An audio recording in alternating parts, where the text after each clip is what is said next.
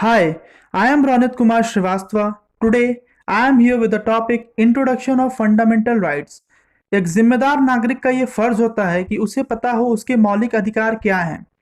जब मैंने आपको प्रियम्बल पढ़ाया था तो वहाँ पे मैंने बात की थी लॉफ्टी गोल्स या ऑब्जेक्टिव्स ऑफ इंडियन कॉन्स्टिट्यूशन की, जो थे justice, liberty, equality and fraternity. In goals को अचीव करने के लिए part 3, part 4 and part 4A को भारत के संविधान के अंदर लाया गया। पार्ट 3 है फंडामेंटल राइट्स, पार्ट 4 है डायरेक्टिव प्रिंसिपल और पार्ट 4A है फंडामेंटल ड्यूटीज। आज मैं सिर्फ बात करूंगा फंडामेंटल राइट्स के बारे में कि फंडामेंटल राइट्स हैं क्या। अगर मुझे एक सेंटेंस में डिफाइन करना हो कि फंडामेंटल राइट्स हैं क्या, तो मैं कहूंगा fundamental rights basic human rights हैं। इन्हें बेसिक ह्यूमन राइट क्यों कहा गया? क्योंकि किसी भी व्यक्ति के समग्र विकास के लिए फंडामेंटल राइट्स की बहुत ज़रूरत है और तभी जाके जीवन को जीने लायक बनाया जा सकता है। कंप्लीट डेवलपमेंट ऑफ ह्यूमन के लिए हमें फंडामेंटल राइट्स की ज़रूरत है। हमारे भारतीय समाज के अंदर जातिवाद हर जगह प्रचलित है, तो इस जातिवाद के पर्यावरण में फंडामेंटल राइट्स की मदद से जो वीकर सेक्शंस होंगे, हमारे यहाँ जो कमजोर वर्ग के लोग होंगे, वो अपनी आकांक्षाओं को स्वतंत्र रूप से व्यक्त कर सकेंगे, अपनी बातों को लोगों के सामने कह सकेंगे तथा सामाजिक गरिमा का आनंद उठा सकेंगे। सामाजिक गरिमा का यहाँ पे मतलब है social dignity. Fundamental rights negative obligation है स्टेट के। निगेटिव ऑब्लिगेशन का मतलब है नकारात्मक दायित्व, ऐसे दायित्व जो स्टेट चाह के भी उसमें अपना इंटरफेरेंस नहीं कर सकता है। मतलब कि स्टेट के अंदर जितने भी इंडिविजुअल्स होंगे उनकी लिबर्टी के साथ स्टेट किसी तरीके का इंटरफेरेंस नहीं करेगा। फंडामेंटल राइट्स का जो प्राइमरी ऑब्जेक्टिव होता है वो स्टेट के अंदर मतलब इंडिया के अंदर पॉलिटिकल डेमोक्रेसी स्टैब्लिश करना है।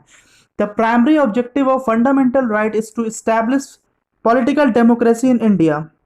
पॉलिटिकल डेमोक्रेसी का क्या मतलब है? एक ऐसी डेमोक्रेसी जहां पे जो वहां के रिसाइडिंग पीपुल होंगे, जो वहां की पॉपुलेशन होगी, वो अपना एक रिप्रेजेंटेटिव इलेक्ट करेगी और वो रिप्रेजेंटेटिव वर्क करेगा on the behalf of larger good of the population, और वो रिप्रेजेंट करेगा पीपुल के व्यूज को कंट्री लेवल पे या सेंटर लेवल पे।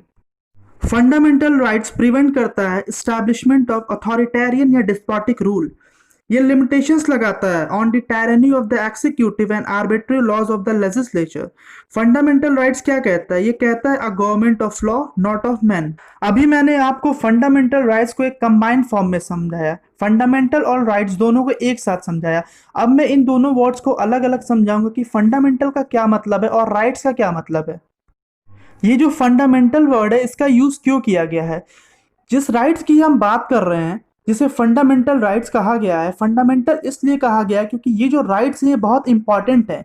इनको सेपरेटली लिस्ट करके मेंशन किया गया है, इनके प्रोटेक्शन के लिए स्पेशल प्रोविजंस क्रिएट किए गए हैं।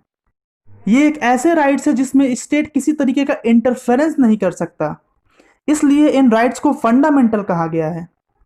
अब मैं आपको बताऊंगा कि ये जो वर्ड राइट यूज किया गया इसका यहाँ पे क्या मतलब है, किस तरीके की राइट की यह बात करता है। राइट का देखिए सिंपल मतलब होता है अधिकार। अगर हम इंडियन कॉन्स्टिट्यूशन के अंडर देखें तो राइट्स दो तरीके के हैं, एक कॉन्स्टिट्यूशनल है और एक स्टैचुरी राइट्स है। कॉन्स्टिट्यूशनल राइट्स जो संविधान के अंदर मेंशन किया गया, और स्टैचुरी राइट्स क्या हैं? ये ऐसे राइट्स हैं, ये ऐसे राइट्स हैं जिन्हें उन लॉ से बनाया गया है जो पार्लियामेंट के द्वारा पास किए गए हैं, ना कि ये कॉन्स्टिट्यूशन के अंदर पहले से मेंशन किए गए थे।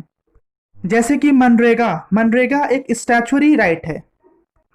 राइट टू इंफॉर्मेशन ये एक स्टैचुरी राइट है जिसे 2005 में जोड़ा गया। Right to marry, right to divorce ये भी एक स्टैचुरी राइट्स है। अब बात करते हैं कॉन्स्टिट्यूशनल राइट्स की।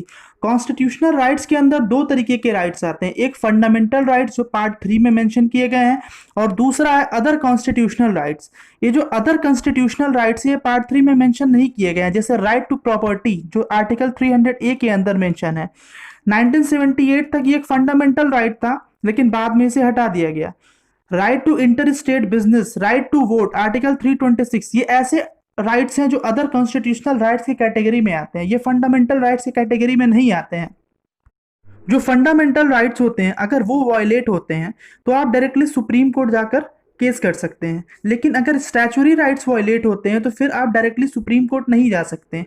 उसके लिए लेवल्स डिजाइन किए गए हैं, जैसे सबसे पहले आप डिस्ट्रिक्ट कोर्ट में जाएंगे, फिर नेक्स्ट लेवल के कोर्ट पे जाएंगे, लेकिन डायरेक्टली सुप्रीम कोर्ट नहीं जाएंगे। ओवरऑल अगर मुझे डिफाइन करना हो व्हाट इज फंडामेंटल राइट, तो मैं कहूंगा All the fundamental rights are legal rights because these are fundamental to the necessary growth of an individual. किसी भी व्यक्ति के कंप्लीट विकास, कंप्लीट डेवलपमेंट के लिए इन राइट्स की बहुत ज़रूरत है। अभी मैंने एक टर्म की बात की, लीगल राइट की। अब ये लीगल राइट है क्या? Any right which is provided by a law is a legal right, whether the law can be supreme law of land, that is constitution, or the law is ordinary law of land, that is parliament. Constitution के द्वारा कोई law बनाया गया हो या parliament के द्वारा कोई लॉ बनाया गया हो, वो सब लीगल राइट्स होते हैं। तो क्या इसका मतलब ये हुआ कि all legal rights are fundamental rights? जी नहीं, because in legal rights we will have other constitutional rights as well. Statutory rights were also included. So all fundamental rights are legal right, but all legal rights are not fundamental right. Thank you so much. This was all about introduction of fundamental rights.